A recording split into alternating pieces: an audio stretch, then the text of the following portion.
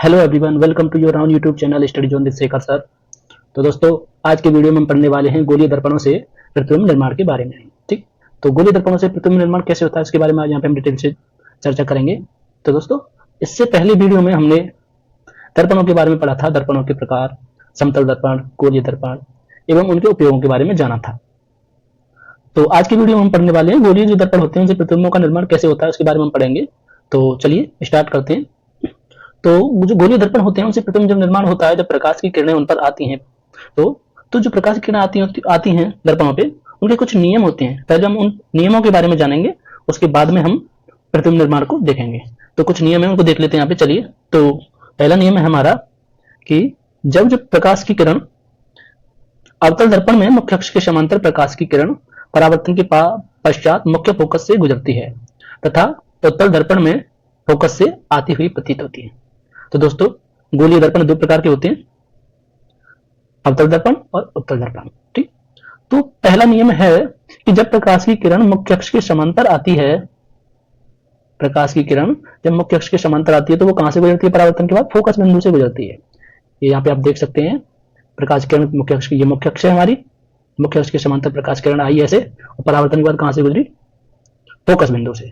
ठीक है, अब हम उत्तल दर्पण में देखते हैं। जब उत्तल दर्पण में प्रकाश की किरण समांतर आती है तो परावर्तन के बाद इस तरीके से लौटती है। ठीक, अब क्या होता है, ये ऐसा लगता है जैसे फोकस बिंदु से, जब हम इसे आगे बढ़ाते हैं ऐसे, तो ऐसा लगता है जैसे फोकस बिंदु से आ रही है, प्रतीत होता है हमें कि फोकस बिंदु से आ रही है। तो पहला नियम तो ये हुआ। ठीक है, अब अगला नियम देखते हैं। चलिए,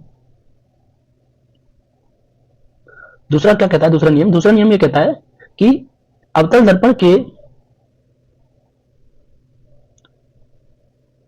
दर्पण के मुख्य फोकस से गुजरने वाली प्रकाश किरण तथा उत्तल दर्पण के मुख्य फोकस पर आती हुई प्रतीत होती हुई प्रकाश की किरण परावर्तन के पश्चात मुख्य अक्ष के समांतर हो जाती है। तो जैसे यहाँ पे ये उत्तल दर्पण ले लिया हमने। ठीक है, इसमें क्या है कि दूसरा नियम कहता है कि जब जो प्रकाश की किरण है वो फोकस बिंदु से गुजर रही है, यहाँ पे फोकस बिंदु से गुजर रही है प्रकाश की किरण, तो जब फोकस बिंदु से गुजरती हुई दर्पण पर आपतित होती है तो क्या होता है, वो परावर्तन के बाद क्या हो जाती है? मुख्य अक्ष के समांतर हो जाएगी। मतलब ये पहले नियम का उल्टा है एक तरीके से। पहले नियम में क्या था, किरण समांतर थी तो वो परावर्तन के बाद में क्या हो गई थी? फोकस से गुजर रही थी। यहाँ पे पहले फोकस से गुजर रही है और परावर्तन के बाद क्या होता है, वो मुख्य अक्ष क्या हो रही है? समांतर। ठीक है, अब तक उत्तल दर्पण में देखते हैं, यहाँ पे भी वही होता है। जब प्रकाश किरण ऐसे, ये फोकस बिंदु यहाँ पे है, ठीक है, जब प्रकाश की किरण ऐसा लग रहा है कि फोकस बिंदु पर आ रही है, लेकिन परावर्तन के बाद कैसी हो जाती है? मुख्य अक्ष के समांतर। तो ये दूसरा नियम हो गया। ठीक है, अब अगला नियम देखते हैं। अगला नियम क्या है? तीसरा नियम क्या कहता है? तीसरा नियम कहता है कि अवतल दर्पण के वक्रता केंद्र से गुजरने वाली प्रकाश किरण तथा उत्तल दर्पण के वक्रता केंद्र से आते हुए दिखाई देने वाली प्रकाश किरण। ठीक है, क्यों? क्योंकि इसमें तो अंदर पॉलिश हो रही है, तो ये ऐसा लग रहा है जैसे आ रही है। इसके जो फोकस बिंदु और जो वक्रता केंद्र होंगे वो किसमें? अंदर होंगे। ठीक है, तो ऐसा लग रहा है जैसे आती है। अवतल दर्पण की देखते हैं, यहाँ पे क्या होता है, अगर कोई प्रकाश की किरण वक्रता केंद्र से होते हुए आपतित हो रही है तो जिस दिशा में जाएगी उसी दिशा में वापस लौट आती है। ऐसे गई और वापस ऐसे ही आ गई। ठीक है, उत्तल दर्पण में क्या होता है, इसमें जैसे कोई प्रकाश की किरण, मान लो ऐसा लग रहा है जैसे वक्रता केंद्र पर आती हुई प्रतीत हो रही है। ठीक है, यहां तक आती है और वापस इसी मार्ग में लौट जाती है। ऐसे आई और ऐसे ही गई। तो जब ये आती है तो ऐसा लगता है जैसे यहां से आ रही है। कहां से? वक्रता केंद्र से।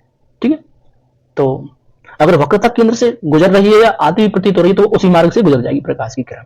ठीक है, आई होप आप समझ पा रहे हैं। चलिए अगला नियम देखते हैं। अगला नियम क्या है? अगला नियम ये कहता है कि अवतल दर्पण तथा उत्तल दर्पण के मुख्य अक्ष के साथ, मुख्य अक्ष के, ये दोनों की मुख्य अक्ष है, तो मुख्य अक्ष के साथ तिर्यक दिशा में ध्रुव की ओर आपतित, मतलब ध्रुव की ओर आपतित होनी चाहिए। ठीक, ध्रुव की ओर आपतित किरण परावर्तन के पश्चात तिर्यक दिशा में ही लौट जाती है। कहने का मतलब यह है, जैसे कोई किरण ध्रुव पर आपतित हो रही है तिर्यक रेखा के साथ, ये तिर्यक दिशा हो गई, तिरछी मतलब। ठीक, तो अगर कोई तिर्यक रेखा के रूप में ध्रुव पर कोई किरण आपतित हो रही है तो तिर्यक दिशा में ही लौट जाएगी। ऐसे आई और ऐसे चली जाएगी। ठीक है, सेम यहाँ पे ऐसे इसी प्रकार ध्रुव पर आ रही है और परावर्तन के बाद तिर्यक दिशा में ही लौट जा रही है। ठीक है, तो ये चार नियम है। यहाँ पे चारों के बारे में हमने पढ़ लिया। कौन कौन से? पहला तो ये था, अगर किरण मुख्य अक्ष के समांतर है तो वो ध्रुव से गुजरेगी या गुजरती हुई प्रतीत होगी।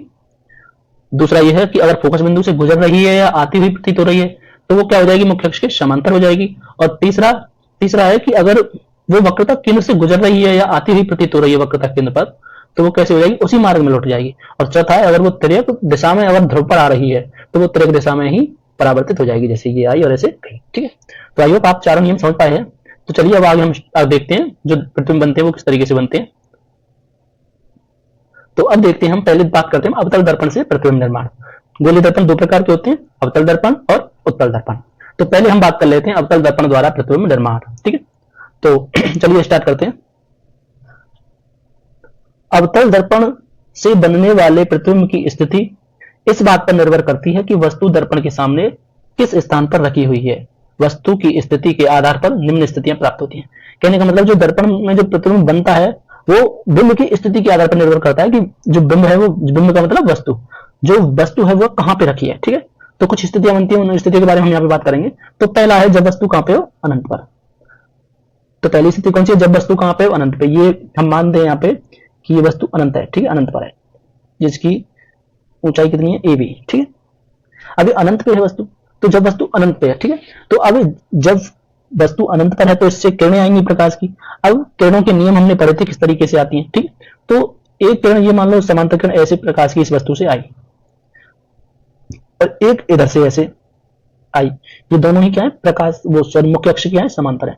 अब ये समांतर है तो परावर्तन वाली कहां से गुजरेंगी। हमने पहला नियम पढ़ा था कि जो मुख्य अक्ष के समांतर जब प्रकाश किरणें आती हैं तो परावर्तन के बाद कहां से गुजरती हैं, फोकस। तो ये किरणें आई, समांतर हैं, तो ये समांतर परावर्तन के बाद कहां से गुजरेंगी, फोकस बिंदु पे काटेंगे एक दूसरे को। ठीक है, तो फोकस बिंदु से गुजरेंगी। तो इस बिंदु पर ये दोनों, फोकस बिंदु पर दोनों किरणें काटती हैं, और जब किरणें काटती हैं तो प्रतिबिंब का निर्माण होता है। ठीक, हमने पढ़ा था प्रतिबिंबों के बारे में, जब पढ़ा था हमने कि अगर दो किरणें आपस में काटती हैं तो प्रतिबिंब का निर्माण होता है। ठीक है, तो ये इस डायग्राम से हम देख सकते हैं। अब यहां से प्रतिबिंब की स्थिति, आकार एवं प्रकृति के बारे में जानते पता लगाते हैं। तो जब वस्तु अनंत पर है तो बनने वाला प्रतिबिंब कहां पे बन रहा है, जहां पे किरणें काट रही हैं। किरणें कहां पे काट रही हैं, फोकस पे काट रही हैं, तो प्रतिबिंब कहां बनेगा, फोकस पे। तो पहली स्थिति प्रतिबिंब कहां बन रहा है, फोकस पर। अब बिल्कुल छोटा, ये बिंदु के आकार का बन रहा है, बिल्कुल बिंदु सा बन रहा है। ठीक है, अत्यंत छोटा है, तो प्रतिबिंब कैसा बनेगा, अत्यंत छोटा बिंदु के आकार का। ठीक है, और कैसा है, वास्तविक व उल्टा। अब वास्तविक और उल्टा क्यों है, क्योंकि हमने पढ़ा था, जब प्रतिबिंबों के बारे में पढ़ा था, तो प्रतिबिंब दो प्रकार के थे, वास्तविक और आभासी।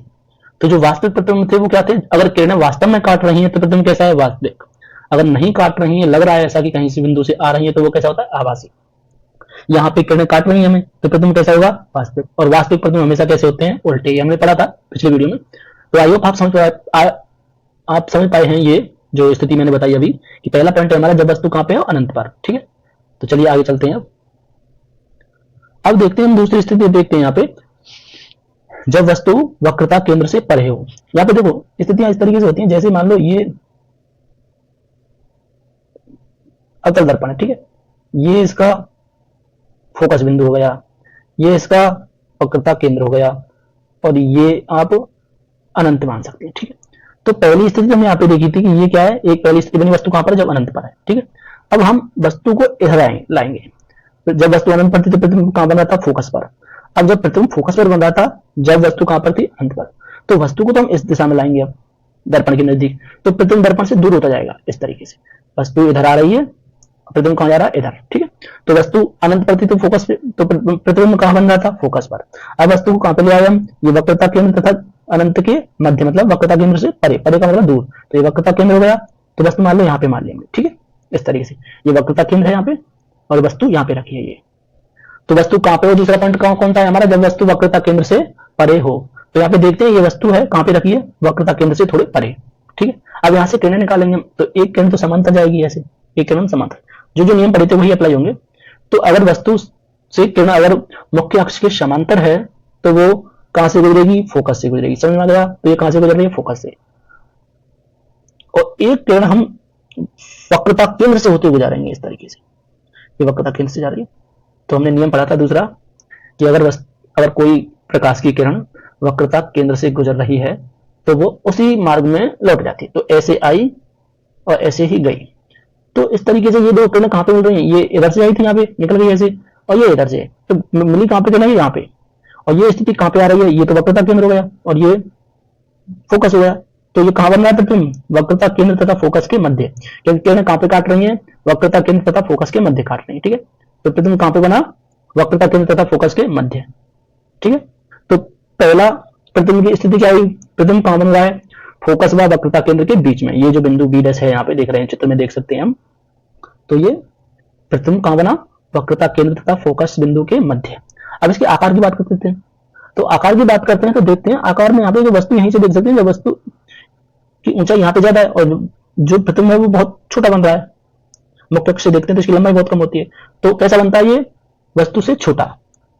ठीक है, और जब वस्तु अनंत पर थी तो प्रतिबिंब कैसा बन रहा था, बिंदु के आकार। अब उसका आकार बढ़ेगा थोड़ा थोड़ा, उधर से तो वस्तु की स्थिति आएगी, अनंत से नजदीक आती जाएगी और इधर से प्रतिबिंब का आकार बढ़ता जाएगा। ठीक है, तो अब वह वस्तु कहां पर है, जब वस्तु वक्रता केंद्र से परे है तो कहां बन रहा है प्रतिबिंब, एफ व सी के मध्य, और आकार कैसा है, वस्तु से छोटा। और प्रकृति कैसी है इसकी, देखो प्रकृति के बारे में पहले, वास्तव में काट रही है तो प्रतिबिंब कैसा है, वास्तविक।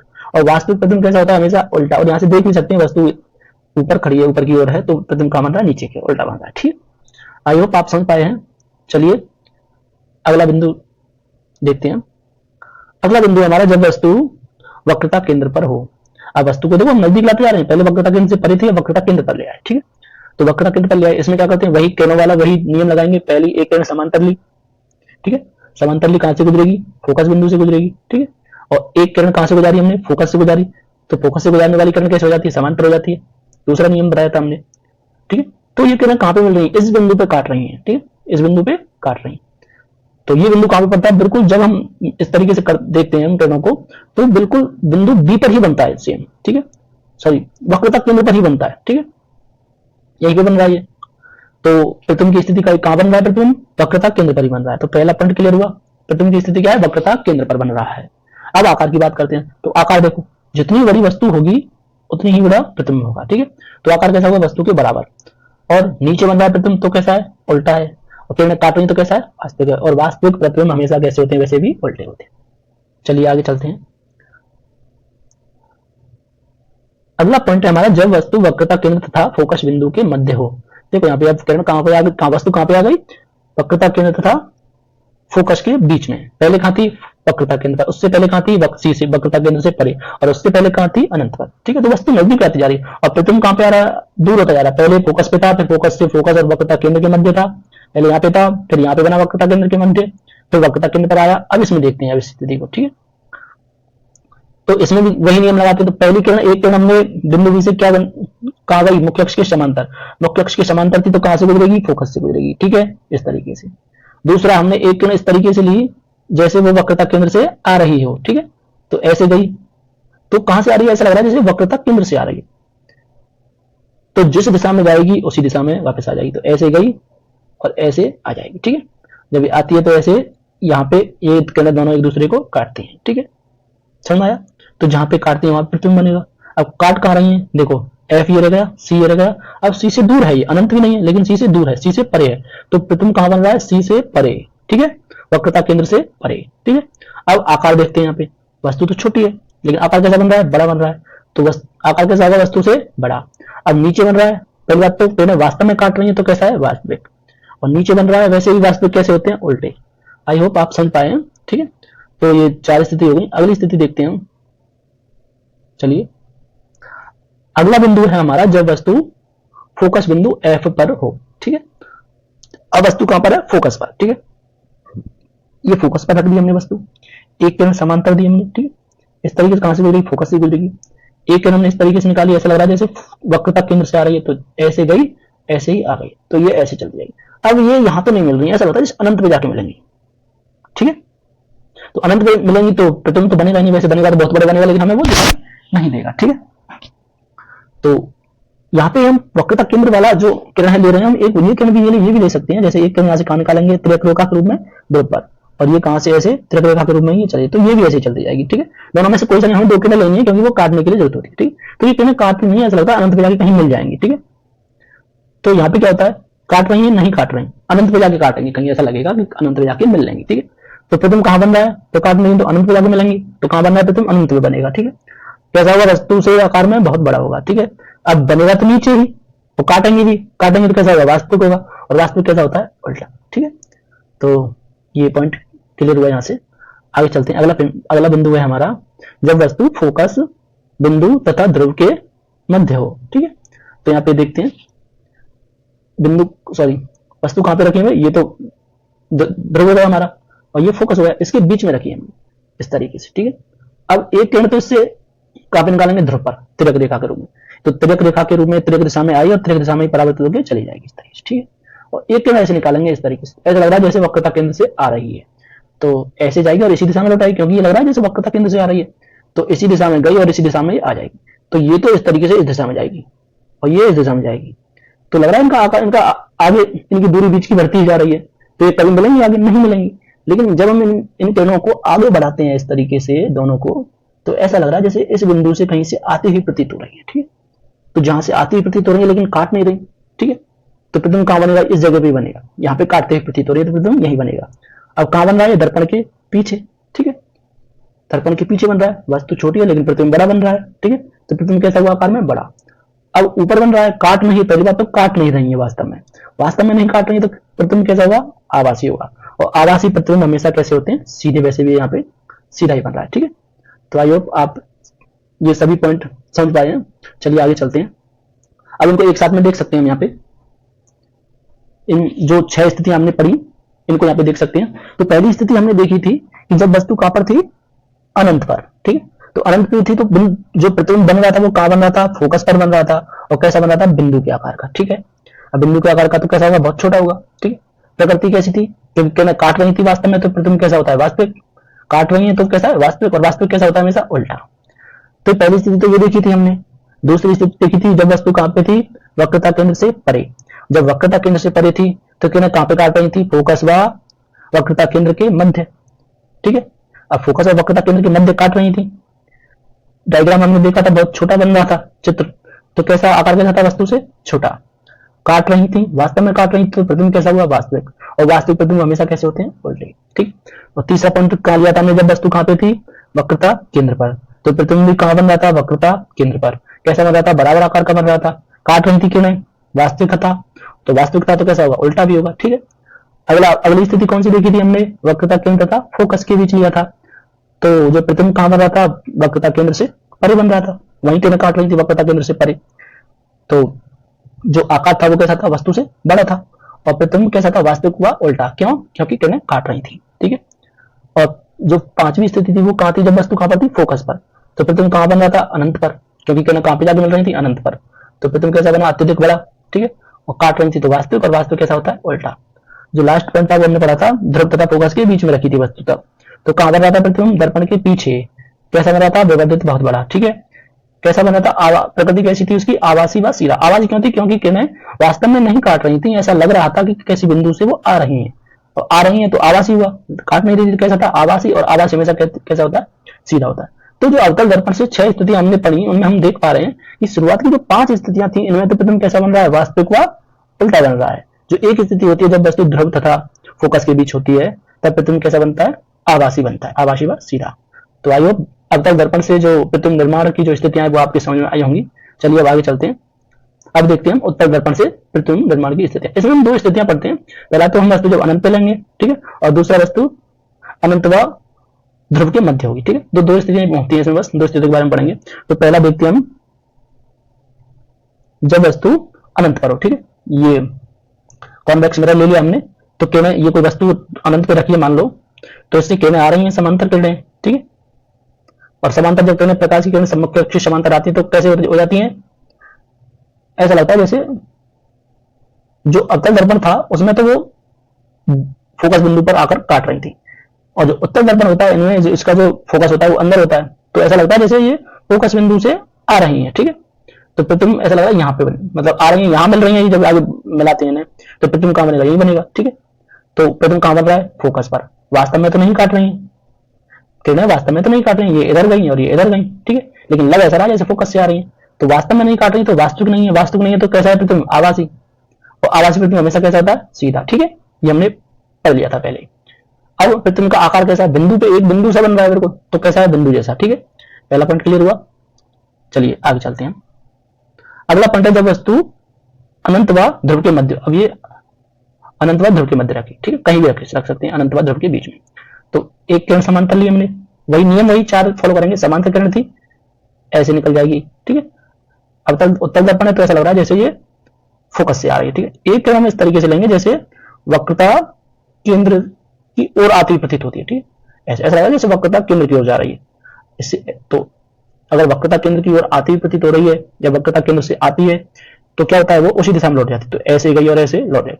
तो जब हम एक किरण ऐसे और ये किरण ऐसे वापस लौट जाएगी। जब हम इसे आगे बढ़ाते हैं तो ये भी ऐसा लग रहा है जैसे वक्रता केंद्र की ओर आ रही है। तो जब हम इन दोनों को आगे बढ़ाते हैं तो इस बिंदु पे ए बिंदु पर ये काट रही है दोनों किरणें, ठीक है।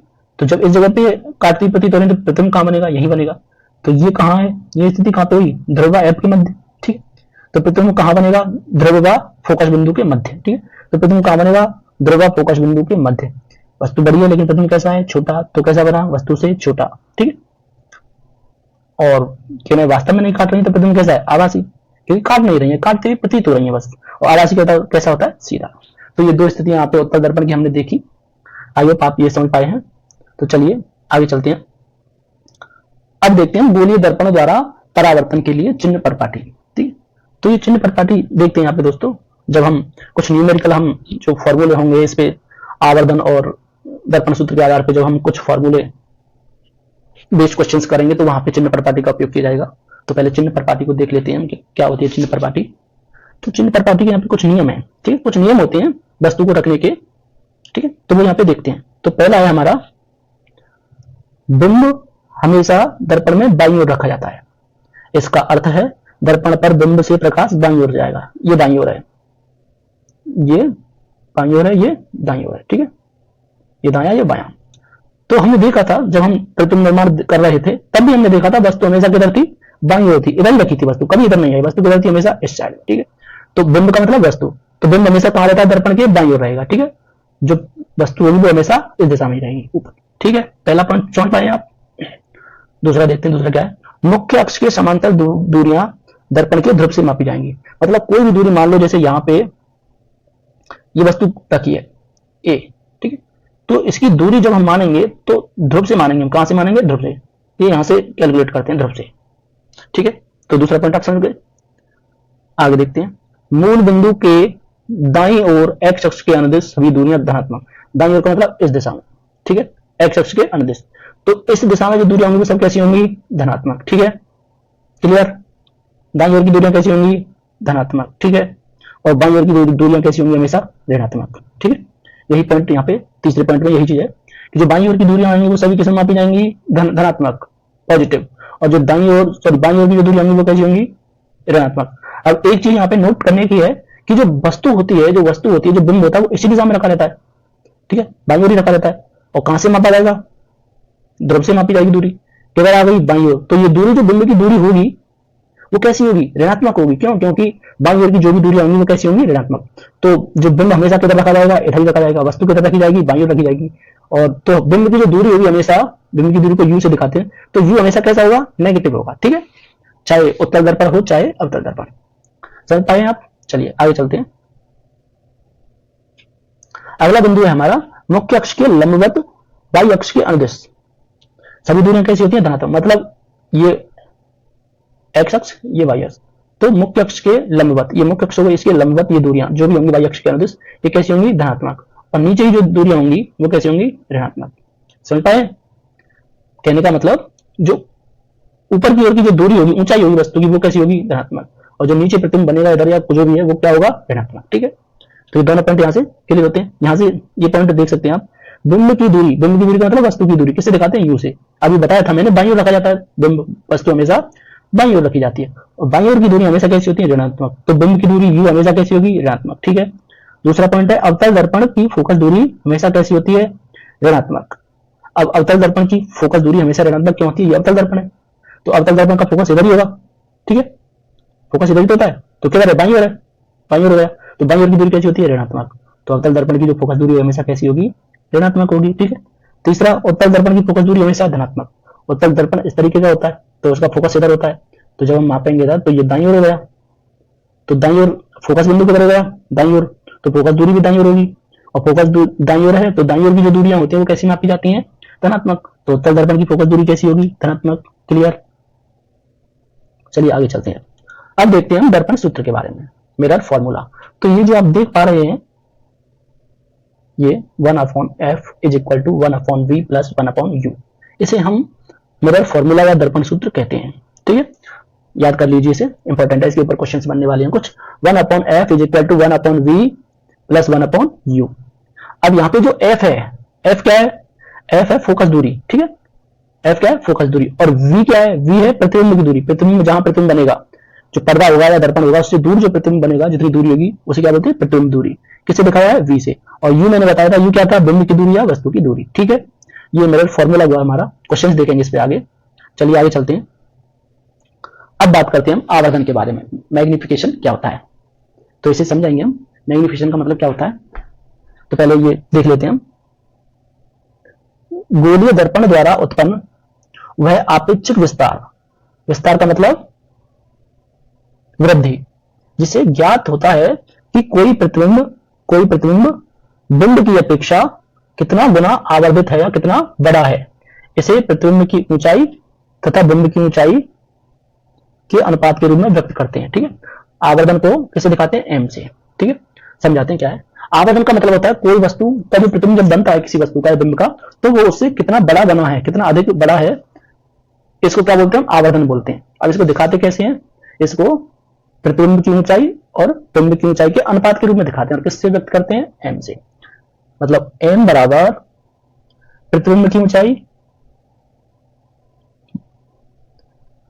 प्रतिबिंब की, यहां पे देख सकते हैं m बराबर क्या था? प्रतिबिंब की दूरी या बिंब की दूरी।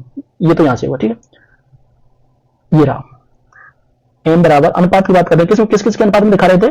प्रतिबिंब की ऊंचाई और बिंब की ऊंचाई। अगर बिंब की ऊंचाई हम आवर्धन को दिखाते हैं m से। ठीक है, किस किस का अनुपात बताया? प्रतिबिंब की ऊंचाई। अगर प्रतिबिंब की ऊंचाई अपन hi मान लें हम, ठीक है, और बिंब की ऊंचाई हम h0 मान लें, तो जो फॉर्मूला बनेगा वो क्या होगा? m is equal to hi/h0। ठीक है, ये किसका फॉर्मूला निकल के आ रहा है? आवर्धन का। ठीक है, ये यहाँ पे हम देख सकते हैं, वैसे भी लिखा हुआ है m इज इक्वल टू प्रतिबिंब की ऊंचाई अपॉन बिंब की ऊंचाई, या m is equal to hi/h0। ठीक है, फिर इसे हम प्रतिबिंब की दूरी और बिंब की दूरी के रूप में भी डिफाइन कर सकते हैं यहाँ पे। तो m इज इक्वल टू क्या होगा? प्रतिबिंब की दूरी बटे बिंब की दूरी। ठीक है, तो m is equal to minus v upon u. m is equal to minus v upon u. ये माइनस क्यों आया है? माइनस इसलिए आया है, ये दर्पण सूत्र के आधार पर आया है। ठीक है, दर्पण सूत्र के आधार पर आया है। आगे देखेंगे और इसके बारे में। तो जब इनको बराबर करते हैं, हम तीनों को एक साथ लिखते हैं, जब इनका संबंध ऊंचाई के बेस में किया जाता है, और जब इसका जो संबंध है वो बिंब की दूरियों के आधार पर किया जाता है, तो इन तीनों को हम एक साथ लिख सकते हैं। m is equal to hi upon h0 is equal to minus v upon u। इन दोनों को जब मिलाते हैं तो ये निकल के आता है। ठीक है, यहां से देख सकते हैं, हम यहाँ पे देखते हैं m को जो आवर्धन होता है, जब हम किसी वस्तु का जो प्रतिबिंब बनेगा, जब हम आवर्धन ज्ञात करेंगे, तो आवर्धन में दो चीज होती है, या तो आवर्धन ऋणात्मक होगा, ठीक है, और या आवर्धन धनात्मक होगा। अगर आवर्धन का मान, m का मान अगर नेगेटिव निकल रहा है, तो इसका मतलब है जो प्रतिबिंब कैसा है, जो प्रतिबिंब बना वो प्रतिबिंब कैसा था? वास्तविक और उल्टा। और अगर जो m का मान धनात्मक आ रहा है, तो इसका मतलब है जो प्रतिबिंब बना वो आभासी था और कैसा था? सीधा था। ठीक है, चलिए आगे चलते हैं। यहां पे हम देखते हैं कुछ बिंदु। ये पहला बिंदु देखते हैं कि अगर hi और h0 का मान बराबर है, कहने का मतलब hi क्या था? प्रतिबिंब की ऊंचाई, और h0 क्या था? बिंब की ऊंचाई। अगर इन दोनों का मान हम बराबर रख रहे हैं, hi is equal to h0, तो यहां से m का मान क्या निकल के आएगा? 1। ठीक है, अगर m का मान 1 है, तो प्रतिबिंब का आकार कैसा होगा? वस्तु के आकार के बराबर, मतलब प्रतिबिंब का आकार बिंब के आकार के बराबर होगा। ठीक है, दूसरा बिंदु है, अगर hi का मान h0 से ज्यादा है, hi का मान अगर h0 से ज्यादा है, तो m का मान क्या होगा? 1 से अधिक होगा। ठीक है, और अगर m का मान 1 से अधिक है, तो प्रतिबिंब का आकार क्या होगा? बिंब के आकार से बड़ा। ठीक है, समझ में आया? चलिए आगे चलते हैं। अब आगे देखते हैं तीसरा पॉइंट। अगर hi का मान मतलब प्रतिबिंब की ऊंचाई बिंब की ऊंचाई से कम है, तो m का मान क्या होगा? 1 से कम होगा। तो 1 से कम है, तो इसका मतलब क्या होगा? प्रतिबिंब का आकार बिंब के आकार से छोटा होगा, मतलब जो प्रतिबिंब बनेगा वो छोटा बनेगा। ठीक है,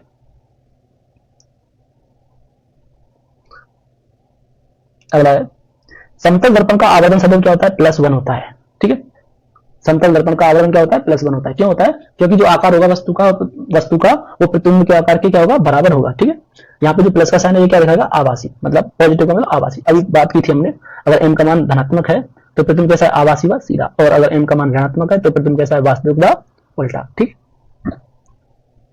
यहाँ पे देख सकते हैं, अगर m का मान पॉजिटिव है और m का मान 1 से कम है तो दर्पण कैसा होगा, उत्तल, और m का मान पॉजिटिव है लेकिन 1 से बड़ा है तो दर्पण कौन सा होगा, अवतल, और या फिर m का मान नेगेटिव है तो भी दर्पण कैसा होगा, अवतल। ठीक है, देखेंगे समझ में आ जाएगा, कुछ क्वेश्चंस करेंगे आगे।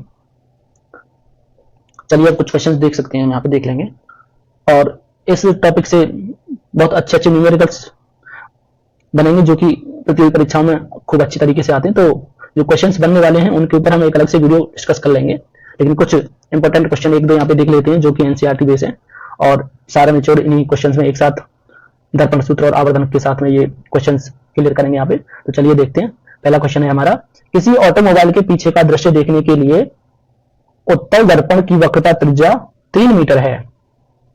यदि एक बस इस दर्पण से 5 मीटर की दूरी पर स्थित है तो प्रतिबिंब की स्थिति व प्रकृति तथा साइज के बारे में बताना है। ठीक है, तो चलिए इसे करते हैं हम सॉल्व। पहले देखते हैं, तो दर्पण कौन सा है, उत्तल।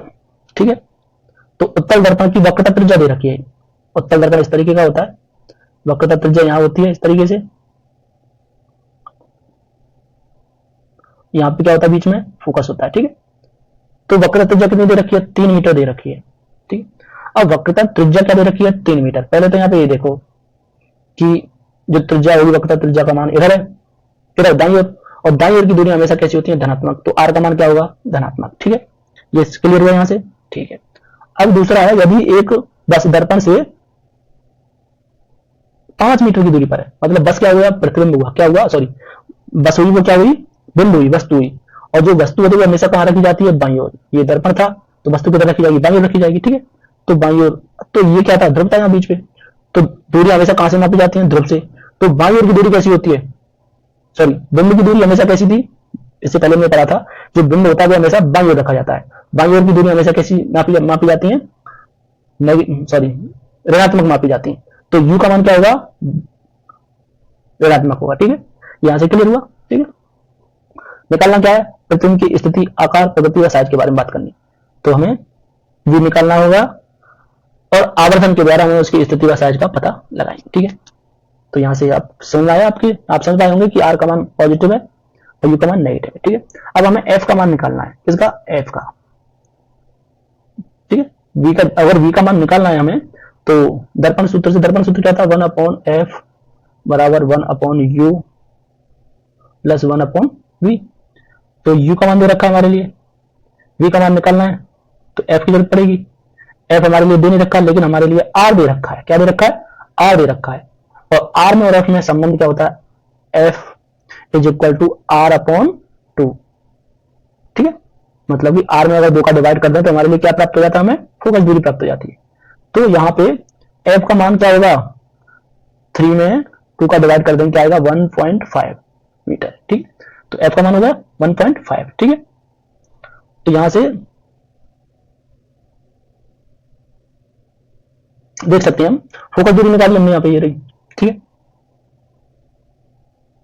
यहाँ पे देख सकते हैं हम फोकस दूरी f is equal to r/2 is equal to 1.50 metre, ये प्राप्त हो गई हमें। ठीक, अब यहाँ पे हमने क्या किया, जो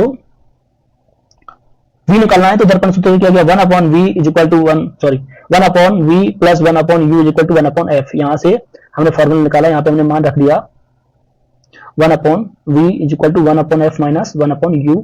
यहाँ पे हमने u और v के मान, f और u के मान रख दिए, तो हमें यहाँ पे जब सॉल्व करते हैं हम यहाँ पे, तो ये निकल के आता है, हमारे पास निकल के आता है v की वैल्यू आती है 1 प्लस में 1.15 मीटर। ठीक है, आप सॉल्व कर सकते हैं आसानी से।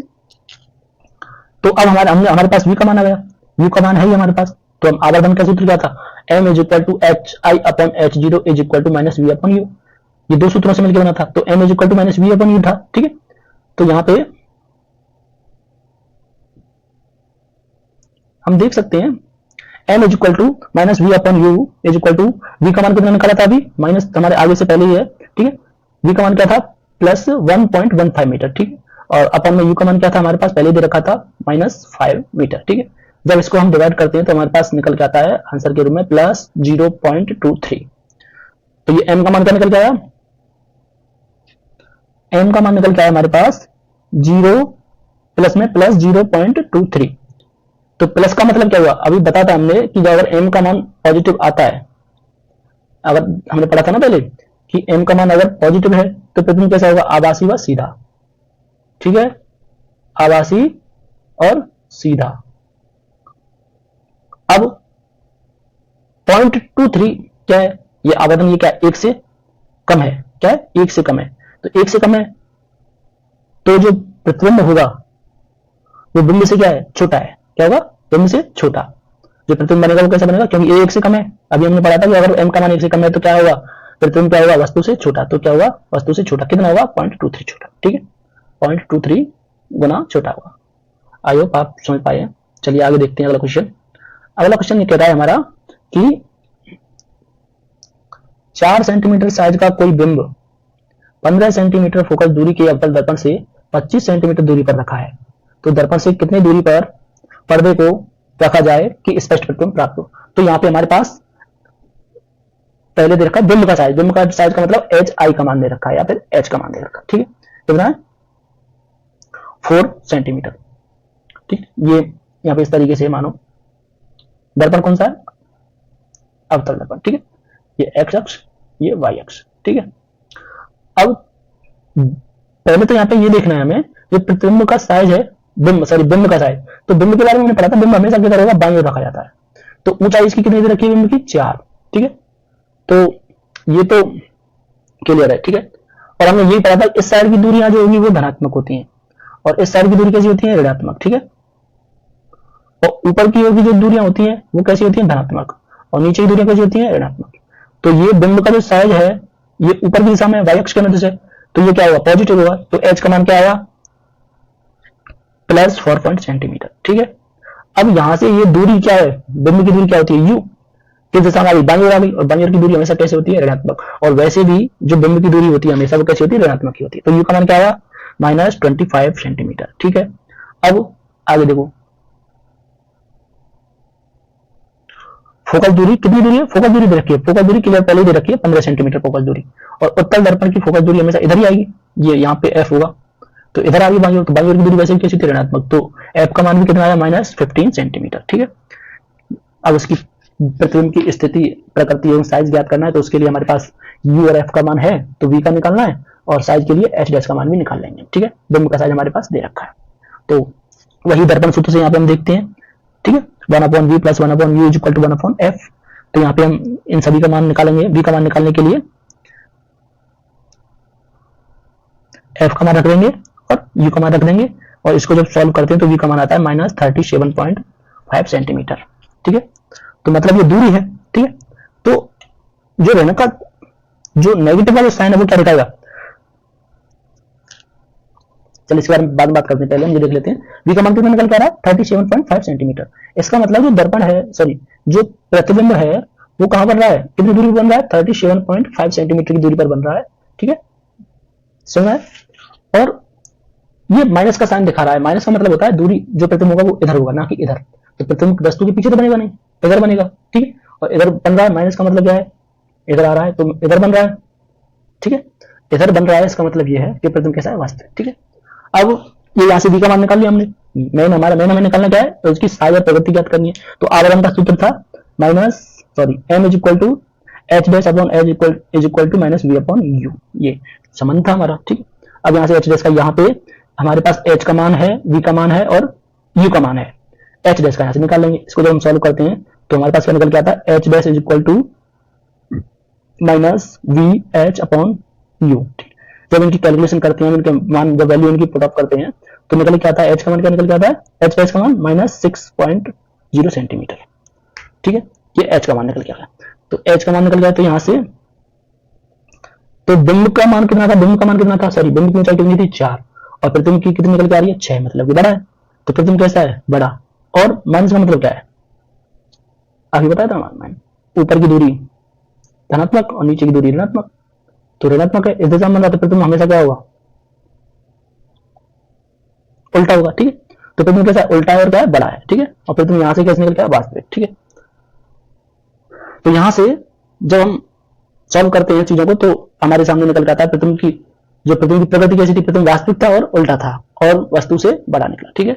तो आई होप आप समझ पाए हैं ये। आज की वीडियो में इतना ही। इससे आगे की वीडियो में हम पढ़ने वाले हैं जो अपवर्तन की घटना है, उनके आधार पर हम लेंसों के बारे में पढ़ेंगे और अपवर्तन की जो घटनाएं होती हैं उन सभी के बारे में डिटेल से विस्तार से अगले वीडियो में हम जानेंगे। तो आज की वीडियो में इतना ही। अगर आपको वीडियो हमारा पसंद आया हो तो लाइक करें, सब्सक्राइब करें, इन वीडियो को ज़्यादा से ज़्यादा शेयर करें।